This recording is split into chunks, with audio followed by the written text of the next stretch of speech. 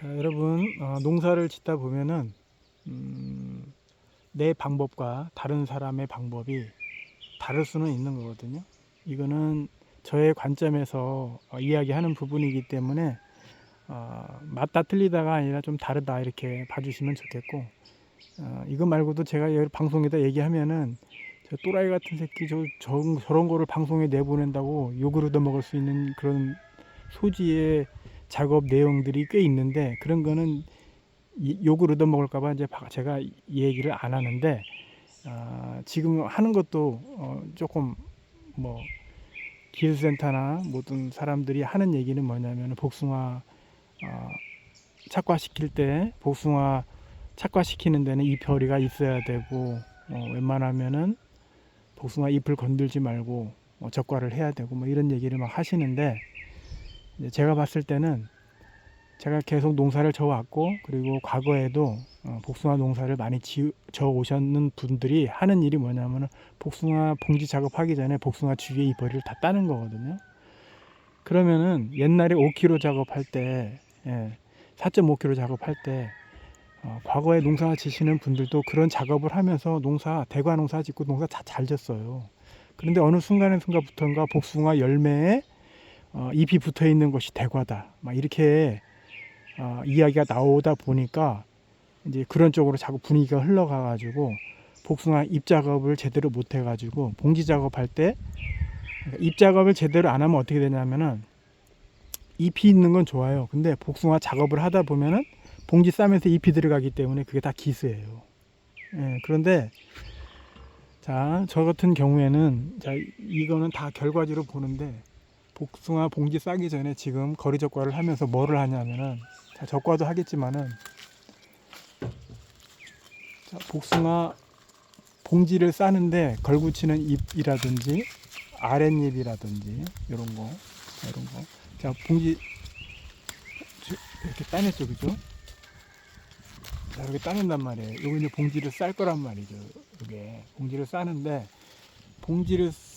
걸구적거리는 잎허리는 막 따주는 거예요, 이런 식으로. 그리고 가지의 아래쪽에 있는 거는 제가 과거에 뭐라고 그랬냐면은 숨은 도장지 역할을 한다고 그래가지고 다 훑어내라고 했거든요.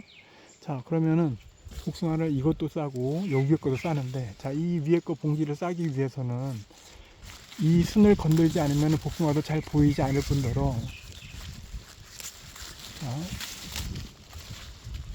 잠깐만요. 복숭아도 잘 보이지 않을 뿐더러 요 뒤에도 있죠, 그죠? 요 뒤에도. 자, 이 상태로 내비두면은 복숭아 봉지 제대로 못 싸요. 그리고 봉지를 본인이 다 싸는 게 아니라 외국인들 시켜가지고 봉지를 싸야 되기 때문에, 외국인의 눈의 입장에 맞춰가지고 작업을 할 수 있게끔, 그러니까 봉지를 빨리빨리 싸게끔 해야지 되는 거거든요. 과거에는 식구들끼리 복숭아 작업을 하고 하기 때문에 별 문제가 안 됐지만은, 지금은 시대가 바뀌었단 말이에요. 그래서 본인은 그러면은 외국인 안 시킨다 그러면은 그렇게 하시면 되겠지만은, 저희 지역에서는 거의 다 이제 봉지 띄기로 점점 넘어가다 보니까, 자기 기준에 맞춰서 작업을 하는 게 아니라 외국 사람 기준에 맞춰 가지고 작업을 하는 시대가 된 거예요. 자, 그러면은, 자, 이런 상태에 양쪽에 복숭아가 있겠지만, 자, 이거 하나 따내고 요 뒤에 거를 단다고 가정을 해봅시다. 자, 이런 거를 내비두면 어떻게 되냐면은, 봉지를 싸다 보면 이게 잎허리가 봉지 안쪽으로 딸려 들어가면 그게 다 기스가 된다니까요. 그래서 어떻게 해야 돼요? 자, 이렇게 복숭아 봉지가 잘 싸질 수 있도록 이렇게 작업을 해줘야 되는 거예요. 그리고 자, 이렇게 보면은, 자, 이거는 복숭아, 예를 들자면 이거는 이제 원래 그렇지만은 긴 가지 중에 복숭아 잎이 있는 가지가 있고 잎이 없는 가지가 있단 말이에요. 근데 누가 그런 얘기를 했는지 모르겠지만은, 잎이 없다고 그래가지고 작고 잎이 있다고 그래가지고 대과, 그거 절대 아니거든요.